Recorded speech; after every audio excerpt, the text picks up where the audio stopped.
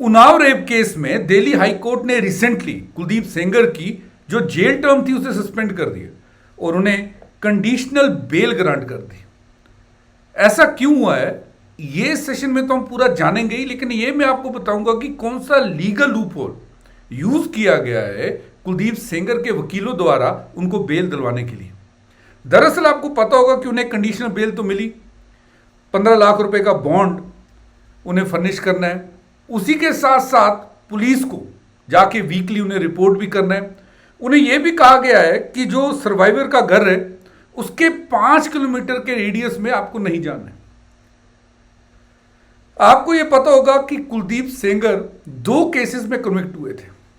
अभी जो ये रेप केस में इनमें बेल मिली है, कंडीशनल बेल मिली है, लेकिन एक और केस है जिसमें अभी भी ये 10 साल की सेंटेंस सर्व कर रहे हैं।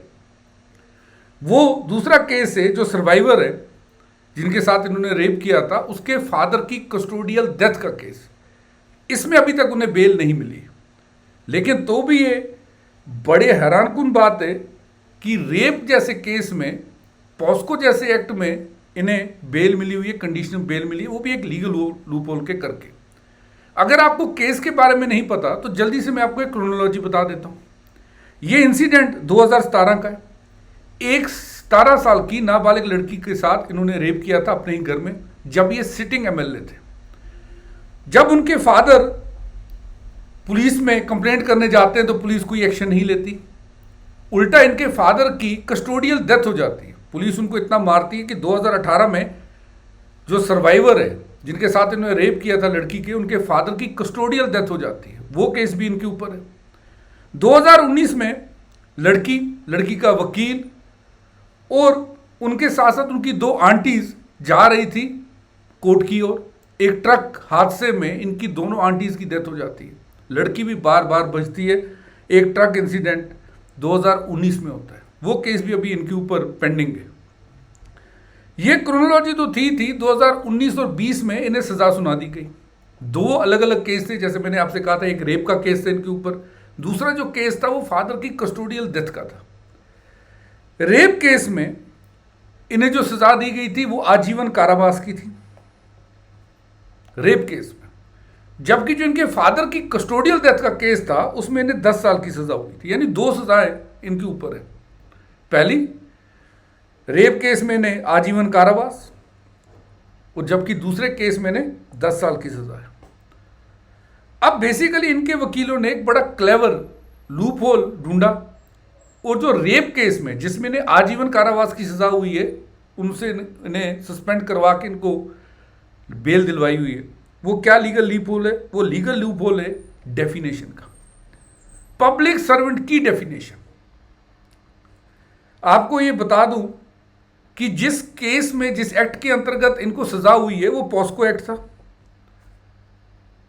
इनके वकील ने सामने जो पब्लिक सर्वेंट की जो डेफिनेशन के करके ये कहा है कि एक लूप होल है, पब्लिक सर्वेंट की जो डेफिनेशन है वो उसमें एमएलए नहीं आता है। दरअसल वो 2 एक्ट के, 2 कानूनों के बीच का लूप होल है। पॉस्को एक्ट और इंडियन पीनल कोड के बीच में उन्होंने लूप होल ढूंढा इनको बेल दिलवाने के लिए।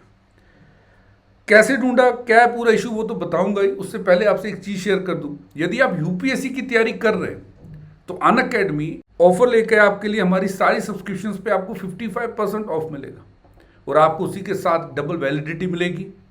आप मेरा कोड NAVI57 भी यूज कर सकते हैं एडिशनल डिस्काउंट के लिए। जैसा मैंने कहा, डबल वैलिडिटी और 55% डिस्काउंट। डिस्क्रिप्शन में लिंक है ऑफर के बारे में और जाने। पॉस्को एक्ट, जिस एक्ट के अंतर्गत इन भाई साहब को सजा हुई थी, वो उसका सेक्शन 5C हम पढ़ते हैं, सेक्शन 5C हम पढ़ते हैं। उसमें यह कहा गया है कि स्ट्रिक्ट पनिशमेंट मिलेगी पब्लिक सर्वेंट्स को, आजीवन कारावास जितनी। जो लोग पब्लिक सर्वेंट है, अगर वो पॉस्को की एक्ट करते हैं, उनको स्ट्रिक्ट पनिशमेंट मिलेगी। पॉस्को की जो डेफिनेशन है कि ये पब्लिक सर्वेंट की डेफिनेशन में आता कौन है, वो ली गई है आईपीसी के सेक्शन 21 से। पॉस्को जो एक्ट है उसमें पब्लिक सर्वेंट की डेफिनेशन डिफाइंड नहीं है। ये तो सही है कि पब्लिक सर्वेंट्स को ज्यादा एक कठोर सजा होगी, जैसे इन्हें हुई भी आजीवन कारावास, लेकिन पब्लिक सर्वेंट कौन कौन होंगे वो डेफिनेशन उन्होंने बोरो की है आईपीसी के सेक्शन 21 से। अब बात यह है कि आईपीसी के सेक्शन 21 में एमएलए मेंशन्ड ही नहीं है एज ए पब्लिक सर्वेंट, क्योंकि मैंने आपको बताया क्रोनोलॉजी बताते समय कि जब ये इवेंट हुआ तब कुलदीप सेंगर एक एमएलए थे। इनके वकील का ऐसा कहना है कि पॉस्को में पब्लिक सर्वेंट डिफाइंड नहीं है। हम रिलाय करते हैं आईपीसी के सेक्शन 21 के ऊपर पब्लिक सर्वेंट की में कौन कौन आता है उसकी डेफिनेशन के लिए। आईपीसी का जो सेक्शन 21 है उसमें MLA as a public servant defined ही नहीं है, इसीलिए इनके ऊपर ये वाला रूल लग ही नहीं सकता, इनके वकील का ऐसा कहना था। और दिल्ली हाई कोर्ट ने इनको बेल इसी ग्राउंड पे दी है कि जो आपका आईपीसी 21 है उसमें as a public servant MLA defined ही नहीं है। जब डिफाइंड ही नहीं है तो पॉस्को का सेक्शन 5C इन पे अप्लाई नहीं होता है। तो ये तर्क एक बुनियाद बनता है कि इन्हें दिल्ली हाई कोर्ट ने क्यों छोड़ा, क्यों बेल दी। छूटे तो नहीं है, दूसरे केस में जैसे मैंने आपसे कहा कि अभी भी जेल में। आईपीसी का सेक्शन 21 ये कहता है कि पब्लिक सर्वेंट्स की डेफिनेशन में आते हैं जजेस, आर्मी ऑफिसर्स और गवर्नमेंट एम्प्लॉयज, एमएलए नहीं आते हैं, मेंशन ही नहीं है। जबकि प्रिवेंशन ऑफ करप्शन एक्ट उसमें अगर आप पब्लिक सर्वेंट्स की डेफिनेशन ढूंढोगे तो वहां पर एमएलए भी इंक्लूडेड है, मेंशन्ड है। तो एक लिस्ट में मेंशन्ड है, एक में मेंशन्ड नहीं है, इसी लूप होल के करके वो छूटे। जो ये सेक्शन आईपीसी 21 में एमएलए डिफाइंड नहीं है, लेकिन अगर आप प्रिवेंशन ऑफ करप्शन एक्ट देखेंगे यहां पर MLA is a public servant. अब इससे हुआ क्या, अगर पब्लिक सर्वेंट पॉस्को एक्ट के अंतर्गत उसको सजा होती है तो लाइफ इंप्रिजनमेंट है जैसे इनको है। लेकिन अगर एक ऑर्डिनरी सिटीजन पकड़ा जाता है, उसको सजा होती है, वो कन्विक्ट होता है, तो उसे मिनिमम 7 साल की सजा होगी। अभी कुलदीप सेंगर 7 साल 5 महीने से जेल में ही है। हाई कोर्ट ने कहा कि जो मिनिमम सजा है वो तो ये पूरी कर ही चुके, बिकॉज ये इन्हें ट्रीट करा जा रहा है एज ए ऑर्डिनरी सिटीजन। 7 साल 5 महीने ने हो चुके हैं, इसलिए इन्हें छोड़ा गया है। क्योंकि मिनिमम सेंटेंस किसी भी कानून में जो सजा आपको मिलती है अगर आप सर्व कर लेते तो टेक्निकली आप एप्लीकेबल है बेल के लिए, it is the basis for bell.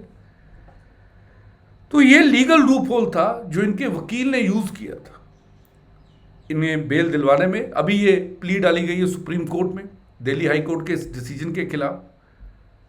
देखना दिलचस्प होगा कि सुप्रीम कोर्ट इसे कैसे एंटरटेन करते हैं और क्या वो ये डेफिनेशन जो है आईपीसी 21 और प्रिवेंशन ऑफ करप्शन एक्ट, इन दोनों के बीच में क्या वो अगेन डिफरेंस रखते हैं या इंक्लूड हो जाएंगे एमएलए भी पॉस्को की डेफिनेशन में। आने वाले दिन काफी दिलचस्प होने वाले, और ये लीगल लूप होल मैंने आपको एक्सप्लेन करना था कि क्यों इन्हें बेल ग्रांट की गई है। ऐसी इंटरेस्टिंग वीडियोस के लिए आप इस चैनल को सब्सक्राइब कर लीजिए। यदि आपको मेरी वीडियोस अच्छी लग रही हैं तो कमेंट करके मुझे जरूर बताइएगा। Thanks for watching this video, let's crack it guys.